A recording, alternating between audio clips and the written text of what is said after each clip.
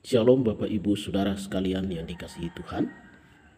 Sebelum kita melihat satu kebenaran firman Tuhan di saat pagi hari yang indah, kita akan berdoa.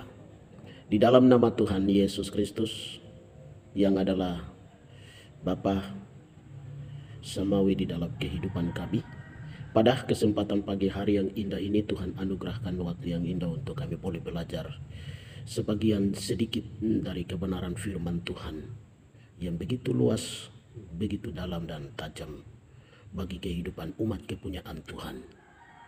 Kami mau belajar firman-Mu itu. Ajari kami oleh Roh Kudus-Mu dan bawalah diri kami ke dalam kuasa firman Allah. Di dalam nama Yesus sudah kami berdoa. Bapak Ibu Saudara sekalian, kita akan baca dari kebenaran firman Tuhan yang terdapat di dalam 2 Raja-Raja pasal 20 ayat 1 sampai kepada ayat yang ke-11. Ayat 1 bunyinya demikian. Dan sebelum kita menuju ke ayat 1, judulnya tulisan hitam, Hizkia sakit dan disembuhkan.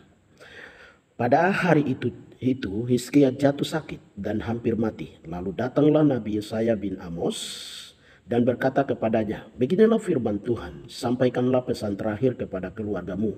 Sebab engkau akan mati dan engkau akan mati, tidak akan sembuh lagi. Ayat 2. Lalu Hizkia memalingkan mukanya ke arah dinding dan ia berdoa kepada Tuhan.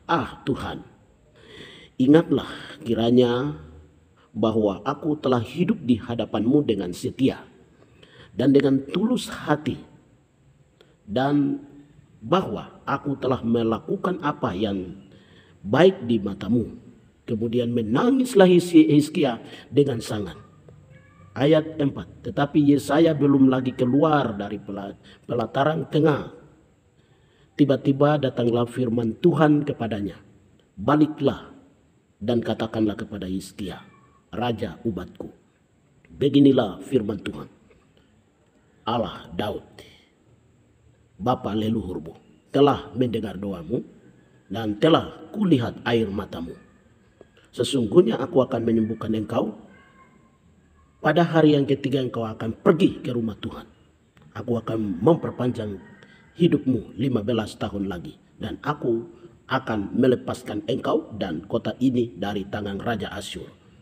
Aku akan memagari kota ini oleh karena aku dan oleh karena Daud hambaku. Ayat 7 dan seterusnya. Bapak Ibu Saudara sekalian bisa baca. Berbicara tentang penyakit dan mujizat Tuhan yang Tuhan lakukan sesuai dengan doa dan permohonan yang Hizkia panjatkan di hadapan Tuhan. Yang menjadi pokok pembicaraan dan perlu garis bawahi di dalam kehidupan kita adalah hidup itu milik Tuhan. Sekali lagi, hidup itu milik Tuhan. Pakailah waktu yang Tuhan berikan itu sebaik mungkin agar Tuhan jamah kehidupan kita. Dan Tuhan terus mendengar segala doa dan permohonan yang kita panjatkan di hadapan Tuhan. Mengapa? Karena waktu yang kita pakai itu adalah anugerah Tuhan. Hidup itu milik yang diberikan oleh Allah sendiri. Dan kehidupan itu adalah pemberian Tuhan. Itu sebabnya pakailah waktu yang Tuhan berikan kepada kita dengan sebaik mungkin. Kita tahu bahwa Hizkia ini adalah Raja Yehuda yang ke-13. Dia memerintah pada tahun 725 sampai 697. Diperkirakan 39 tahun. Dia memerintah di antara bangsa Israel, kerajaan Yehuda. Kalau kita kembali melihat pribadi dalam kehidupan Hizkia, Hizkia ini adalah seorang raja yang sangat kuat dan bijaksana. Dia punya hidup yang kesalehannya sangat nampak dan luar biasa. Dia orang yang sangat diakui oleh para raja-raja yang lain. Dia juga punya sopan. Menurut pasal ini berbicara bahwa Hizkia memiliki kesopanan, sopan santun terhadap semua orang. Hizkia ini selalu berada di dalam kekuatan Tuhan. Hidupnya mengandalkan kepada kekuatan Tuhan. Dia meyakini bahwa dengan kekuatan Tuhan, kedahsyatan daripada Allah yang hidup dapat menuntun orang yang percaya kepadanya. Suatu hari Hizkia dapat jatuh sakit. Dia hampir mau mati. Pada suatu hari, sementara Hizkia sedang berada di dalam baringan sakit, Allah mengutus Nabi Yesaya ke kediaman Hizkia dengan membawa firman Tuhan bahwa sebentar lagi umurmu tidak lama. Umurmu sebentar saja, tidak lama. Untuk itu perintahkanlah nasihat-nasihat terakhir kepada keluarga kamu. Sakitmu tidak akan sembuh, engkau akan mati. Namun pada ayat yang ketiga, ini ada tawaran dengan penuh kegelisahan. Nabi Hizkia, Raja Hizkia itu naikkan di hadapan Tuhan. Bahwa sakit tidak boleh besar dan dia tidak boleh berkuasa di dalam tubuhnya.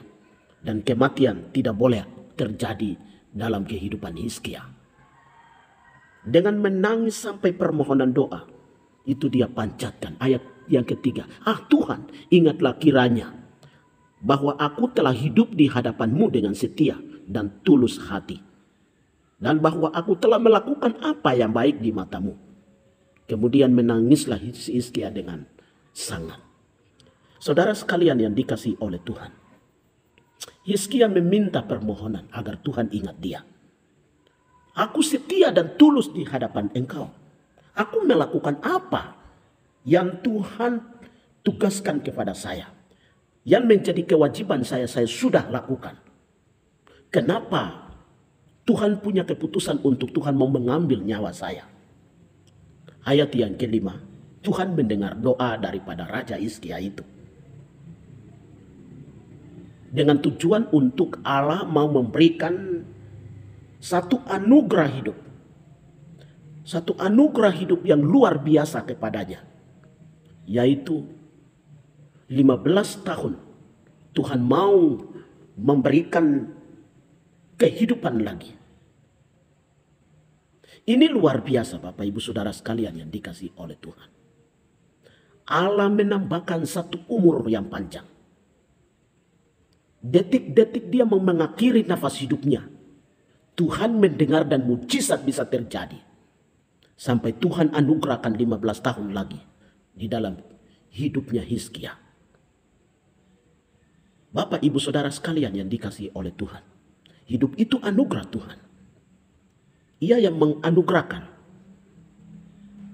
Ia yang memberikan hidup itu. Karena itu pribadi demi pribadi, laki-laki dan perempuan punya kewajiban untuk mencintai hidup kita.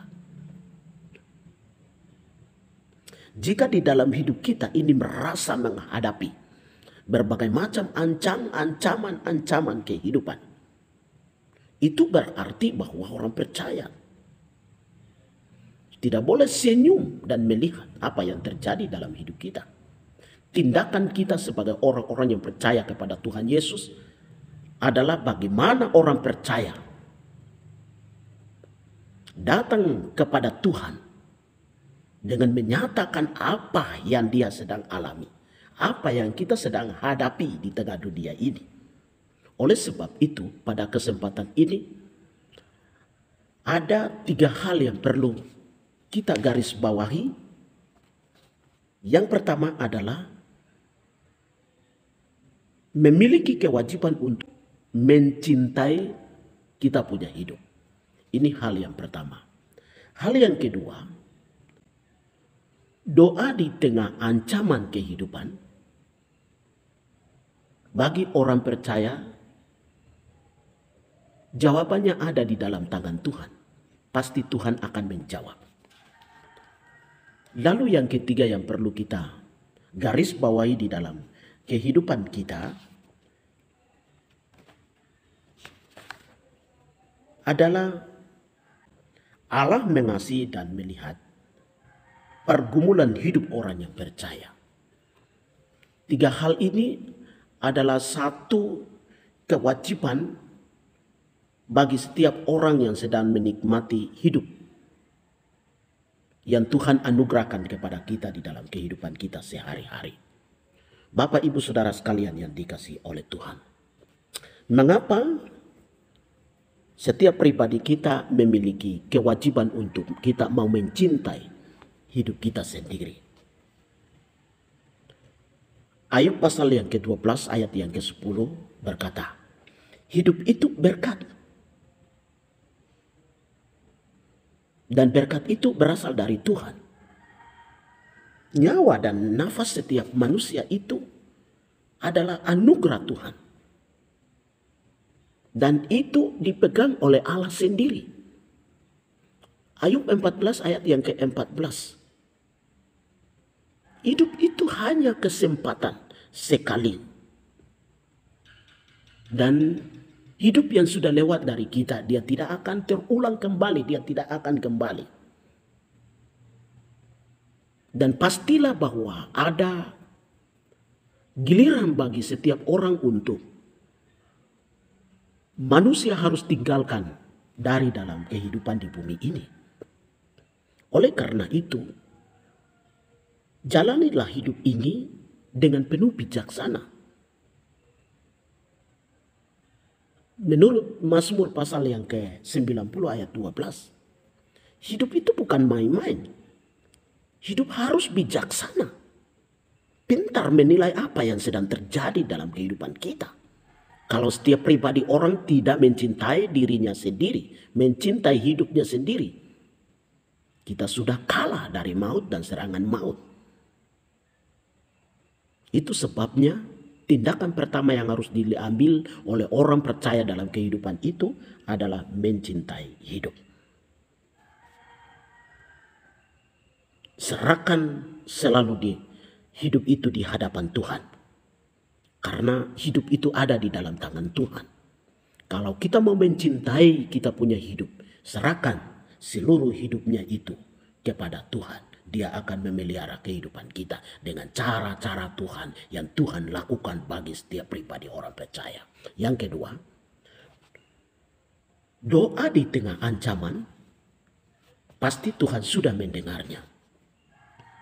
Hidup itu warna-warni, suka dan duka menghiasi. Bayang-bayang maut pun terus menghimpit di dalam kehidupan kita. Hati dan jiwa kita terus ada di tengah gelombang kehidupan. Itu semua kita hadapi karena kita ada di dalam dunia ini. Jika kita bukan dari dalam dunia ini, pasti hidup kita ini tidak ditolak. Hidup kita pasti aman-aman. Hidup kita ada di tengah damai. Tetapi kalau orang-orang percaya kepada Tuhan Yesus, hidup di tengah dunia ini adalah hidup di tengah ancaman. Hidup di tengah goncangan kehidupan. Yang silih berganti begitu banyak tantangan, cobaan dan godaan. Datang menimpa di dalam kehidupan kita sebagai orang yang percaya. Itu sebabnya Bapak Ibu Saudara sekalian. Yohanes pasal 15 ayat 18 sampai ayat 19. Semua kita hadapi karena kita ada di dalam dunia ini.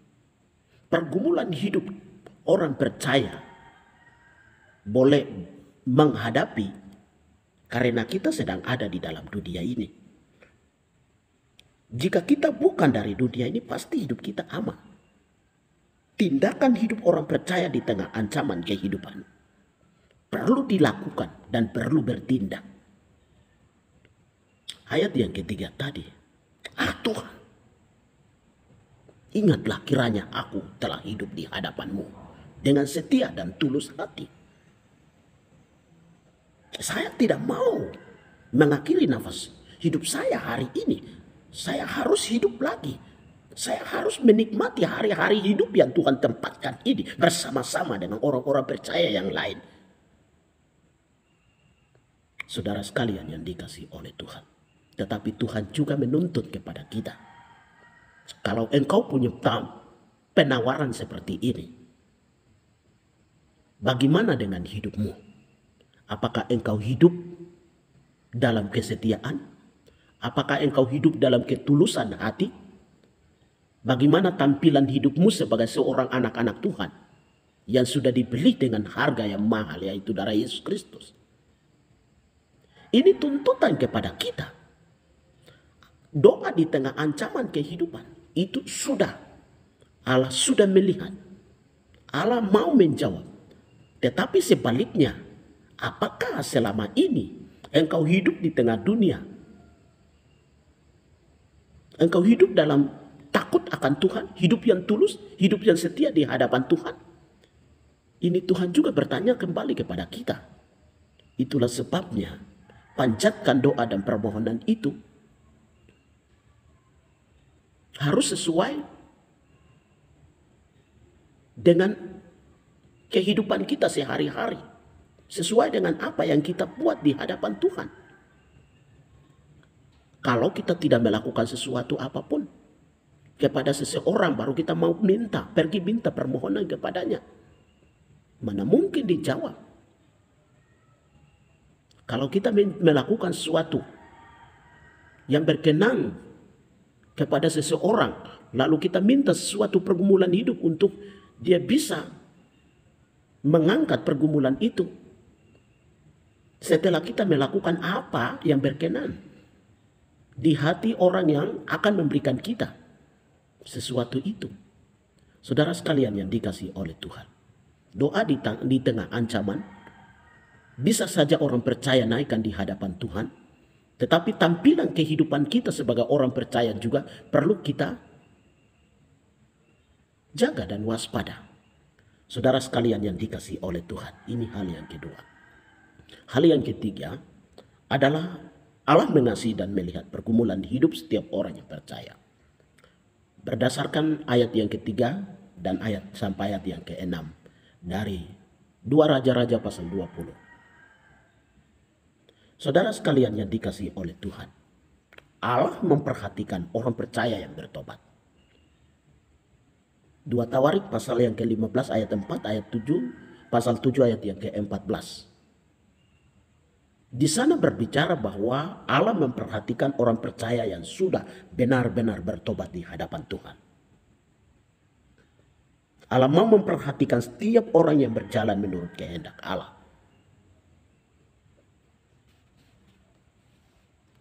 Itulah sebabnya orang percaya selalu ada di dalam tangan pengasihan Tuhan. Pergumulan orang percaya pasti dijawab oleh Tuhan. Dan itu semua ada di dalam tangan kanan Tuhan. Tuhan mau menjawab pergumulan demi pergumulan di dalam kehidupan kita. Itu sebabnya orang percaya terus menyadari bahwa hidup itu adalah milik Tuhan. Kalau kita sadar hidup itu adalah milik Tuhan, pakailah hidup yang sedang kita gunakan ini dengan sebaik mungkin. Kalau kita menggunakan hidup ini sebaik mungkin, pasti Tuhan akan mendengar segala doa dan permohonan kita. Sebagaimana Tuhan mendengar doa dan permohonan Raja Hizkia, membuat Tuhan menambahkan umur dia itu ditambah dengan 15 tahun. Ini luar biasa. Tuhan Yesus memberkati. Tuhan kita sangat dahsyat dan luar biasa. Yang sangat penting bagi kita adalah kita sadar bahwa hidup ini milik Tuhan dan kita sedang menggunakan hidup yang adalah milik Tuhan. Tuhan menganugerahkan hidup itu sesuai dengan apa yang kita mau apabila kita hidup dalam ketulusan dan kesetiaan diri di hadapan Tuhan.